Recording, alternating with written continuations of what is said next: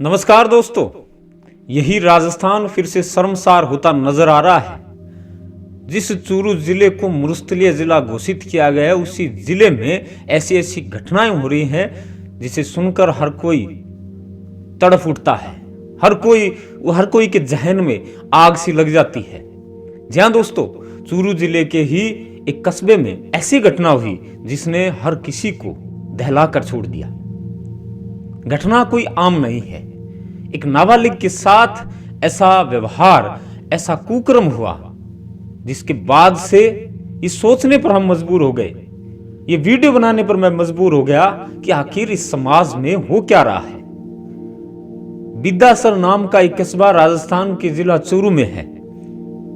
कहने को तो वो मरुस्थलीय जिले में आता है, लेकिन वहां के जो कांड सामने आ रहे हैं उनसे चूरू जिला शर्मसार हो रहा है।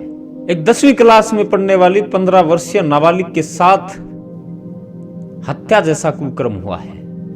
और रिपोर्ट के बाद, पोस्टमार्टम रिपोर्ट के बाद उसमें सामने आया है कि वो बच्ची 5 महीने से प्रेग्नेंट थी। 15 साल की बच्ची की मैं बात कर रहा हूं, और कोई ये यूपी बिहार की बात नहीं है, राजस्थान के चूरू जिले की मैं बात कर रहा हूं। अब इस घटना को अखबार की सुर्खियों के अलावा कोई सीरियस नहीं ले रहा। सुबह सुबह के अखबार में हम पढ़ते हैं कि भाई बिद्दासर में यह घटना हुई है। चंद सेकंडों बाद हम नई खबर पर चले जाते हैं और इस खबर को धकेल देते हैं उस अंधेरे में जिसे कोई दोबारा खोजना ही नहीं चाहता। भाई ये आम कुकर्म नहीं है, ये आम हत्या नहीं है। उस बेटी की हत्या है जो जीना चाहती है इस समाज में।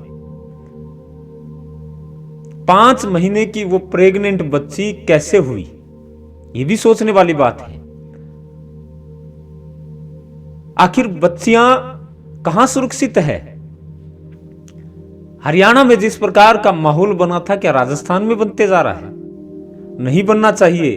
चूरू एसपी साहब से मैं निवेदन कर रहा हूं, जांच को अपने लहजे में सुलझाइए। हम जिस खबर को देखकर इग्नोर कर देते हैं क्योंकि वो बच्ची हमारी नहीं होती, वो घटना हमारे किसी रिश्तेदार के साथ नहीं होती, इसीलिए हम सीरियस नहीं होते।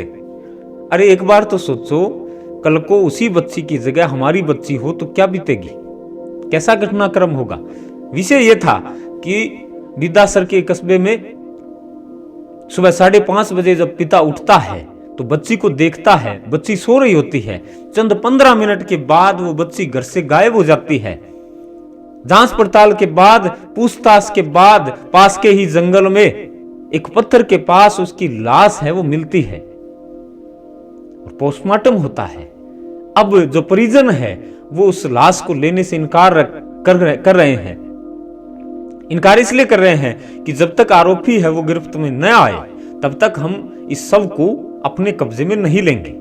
विरोध प्रदर्शन चल रहा है, लेकिन वो विरोध प्रदर्शन एक सीमित है, बिद्दासर के उस कस्बे में सीमित हो गया है। हम नहीं जाग रहे। इस घटना के बाद से किसी ने भी कोई चर्चा नहीं की है। क्यों? क्योंकि वो बच्ची हमारी नहीं है। भाई होता है, इतने बड़े देश के अंदर किस किस को अपनी बच्ची बनाएंगे, ये जहन में चलता है हर किसी के साथ। ये घटनाएं हर किसी के साथ होती है। जब हम पढ़ते हैं तब हम सीरियस नहीं लेते, इसलिए नहीं ले रहे क्योंकि वो घटना हमारे निजी व्यक्ति के साथ नहीं हुई है। मैं फिर से दोहरा रहा हूं, कल को वो बच्ची उसी स्थान पर हमारी भी हो सकती है। 15 वर्ष की बच्ची ज्यादा कोई दिमाग वाली नहीं होती। अरे मोबाइल ही तो आया है, गंद फैली है तो इस मोबाइल से फैली होगी, लेकिन इतना दिमाग उस बच्ची में नहीं आया है। बहला फुसलाकर उस बच्ची के साथ कुछ भी किया जा सकता है। इस महाकलियुग के अंदर ऐसे नोचने वाले दरिंदे बहुत से मिल जाएंगे आपको। किसी न किसी तरह का झांसा देकर बच्चियों को अपने कब्जे में कर लेते हैं, उनके साथ कुकर्म करते हैं। और जब सामने आता है मामला, जब सामने आता है तो हत्या ही एक ऑप्शन बचता है उनके पास। अरे चंद सालों की जेल के बाद वो बाहर घूमते नजर आ जाएंगे आपको। फिर कौन से न्याय की बात कर रहे हैं आप? किस न्याय के देवता की बात कर रहे हैं? अरे एक नाबालिग बच्ची जिसने ढंग से इस दुनिया को देखा तक नहीं, उस बच्ची को मौत के घाट उतार दिया जाता है और चंद आंदोलन के बाद उसको गिरफ्तार करवाया जाएगा और चंद सालों के बाद वो बाहर निकल जाएगा, तो कैसा न्याय हुआ? क्या आप मानते हैं कि उस बच्ची को न्याय मिल गया? जी नहीं। अरे मिसाल कायम करिए, जिला एसपी जय यादव साहब, मिसाल कायम करिए उस दरिंदे को, चाहे वो उस घर का ही क्यों ना हो सकता है, कोई जरूरी नहीं वो बाहर का हो, घर का भी हो सकता है, क्योंकि वो बच्ची 5 महीने से प्रेग्नेंट थी। हरियाणा वाले केस में क्या हुआ? घर का ही निकला, तो कोई जरूरी नहीं है कि ये घर के नहीं हो सकते, घर का भी हो सकता है, बाहर का भी हो सकता है। लेकिन उस दरिंदे को ऐसी सजा मिलनी चाहिए कि चूरू जिले के अंदर, पूरे राजस्थान और पूरे देश के अंदर जब कोई ऐसा कुकर्म करे तो 6 बार सोचे कि हाँ, चूरू जिले के जय यादव एसपी साहब ने जो कुकर्म करने वाले उस दोषी के साथ कांड किया है, ऐसा हो सकता है, जब जाकर यहां इस राजस्थान की बच्चियां सुरक्षित घूम पाएंगी, सुरक्षित पढ़ पाएंगी। नजर में हर किसी के खोट आ जाता है, नाम हम लगा देते हैं कि माहौल ऐसा है, माहौल नहीं है। अरे हमारे जहन में चलता क्या है? यही चलता है जो आज का माहौल है, नंगे नाच वाला, बस इसी को दिमाग में बिठाए बैठे हैं। इस बच्ची को जब तक न्याय नहीं मिलता तब तक इस वीडियो को शेयर करिए और इस पूरे देश में, पूरे राजस्थान में फैला दीजिए, ताकि ये प्रशासन अपनी उस नींद से खुल पाए जिस नींद में वो पिछले कई सालों से सो रहा है।